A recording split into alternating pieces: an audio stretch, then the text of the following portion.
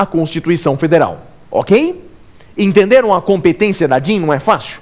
Quem é competente, então, para julgar a DIN é o Supremo Tribunal Federal e é o TJ, o Tribunal de Justiça, em algumas situações. Outra pergunta importante para falarmos sobre a DIN. Quem é legitimado? Quem pode apresentar, quem pode propor a DIN? Quem pode ajuizar a DIN? Antes de 88, apenas uma pessoa podia fazer isso. Apenas uma pessoa podia ajuizar a DIN. Era o Procurador-Geral da República. Só ele e mais ninguém. O PGR, o chefe do Ministério Público da União, Procurador-Geral da República é quem podia ajuizar a DIN. Agora, com a Constituição de 88, esse rol foi enormemente ampliado. Agora nós temos nove pessoas que podem ajuizar a DIN. 9 pessoas previstas no artigo 103 da Constituição Federal. 9 legitimados. E quem são esses 9 legitimados, hein? Quem é que pode ajuizar a DIN? São 9 pessoas.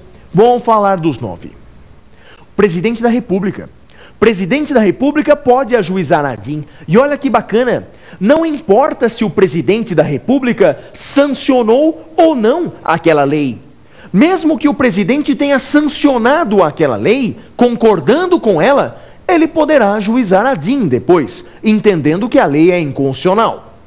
Portanto, o Presidente pode ajuizar a DIN, é o primeiro legitimado, está lá no artigo 103, inciso 1 da Constituição Federal. Além do Presidente da República, também podem ajuizar a DIN 3 mesas. Guarde bem, 3 mesas. A mesa do Senado, a mesa da Câmara e a mesa da Assembleia Legislativa dos Estados. Então guarde essas 3 mesas. Eu vou repetir. A mesa da Câmara, a mesa do Senado e a mesa das Assembleias Legislativas dos Estados. Então a mesa da Câmara, o órgão que representa a Câmara dos Deputados, pode ajuizar a DIN. Assim como também a mesa do Senado, o órgão que representa o Senado Federal pode ajuizar a DIN. Mas atenção para um detalhe importante. A mesa do Congresso Nacional não pode ajuizar a DIN. Mesa do Congresso não. Mesa do Congresso não pode. É a mesa da Câmara, é a mesa do Senado. A mesa do Congresso não pode ajuizar a DIN. Essa não tem legitimidade para ajuizar a DIN. E além da mesa da Câmara, a mesa do Senado, nós temos a mesa da Assembleia Legislativa dos Estados. Isso mesmo. Então a mesa da Assembleia Legislativa do Distrito Federal, a mesa da Assembleia Legislativa do Estado de São Paulo. Ô Flávio, você falou Distrito Federal? Falei e volto a repetir. O Poder Legislativo do Distrito Federal também pode ajuizar a DIN. Isso foi acrescido pela reforma do Poder Judiciário. Na exata redação da Constituição Federal, é a Assembleia Legislativa do Estado e a Câmara Legislativa do Distrito Federal podem ajuizar a DIN. Então até agora estamos bem, meus amigos. Já falamos de 4 legitimados. Falei do Presidente, da mesa do Senado, da mesa da Câmara, da mesa da Assembleia Legislativa do Estado ou a Câmara Legislativa do DF. Tem mais gente. Tem o governador. Governador pode ajuizar a DIN. O governador de estado ou governador do Distrito Federal pode ajuizar a DIN. E sabe o que é o mais interessante no caso do governador? O governador ele pode ajuizar a DIN contra uma lei federal, pode ajuizar uma DIN contra uma lei estadual e você não vai acreditar. Ele pode ajuizar a DIN contra uma lei de outro estado. Então o governador do estado de Minas Gerais pode ajuizar uma DIN contra uma lei do estado de São Paulo, desde que ele prove o interesse de seu estado, desde que ele prove o interesse de Minas Gerais no momento em que ajuizou aquela DIN. Tudo bem? Então eu já falei, hein? De Presidente da República, mesa do Senado, mesa da Câmara, mesa da Assembleia Legislativa, governador. Temos o 6º, o Procurador-Geral da República. Procurador-Geral da República, que eu já mencionei, é o chefe do Ministério Público da União. O PGR pode ajuizar a DIN. Era o único que podia, antes de 88. Agora é ele e mais 8. Procurador-Geral da República. Próxima pessoa, o Conselho Federal da OAB. O Conselho Federal da Ordem dos Advogados do Brasil pode ajuizar a DIN. Mas cuidado, muito cuidado. Não confunda Conselho Federal da OAB com Conselho Seccional ou com subseção. Conselho Federal da OAB está lá em cima, enquanto o Conselho Estadual, Conselho Seccional está aqui embaixo e a subseção está mais embaixo. Quem pode propor a DIN é o Conselho Federal da OAB. Além do Conselho Federal da OAB, há mais duas pessoas. Partido político. Partido político com representação no Congresso Nacional. E alguém poderia perguntar, mas Flávio, o que significa isso? Como assim? Partido político com representação no Congresso Nacional? É aquele partido político que tem pelo menos um deputado ou pelo menos um senador lá no Congresso Nacional. Portanto, o partido político pode ajuizar a DIN desde que tenha pelo menos um deputado ou pelo menos um senador. Segundo o Supremo Tribunal Federal, quem terá legitimidade para ajuizar essa DIN é o Diretório Nacional daquele respectivo partido político, ok?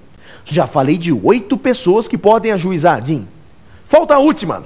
A última e é a mais polêmica, a Confederação Sindical, ou entidade de classe de âmbito nacional. Veja, 2 pessoas nesse artigo 103, inciso 9. Confederação Sindical ou entidade de classe de âmbito nacional. O que são ambas?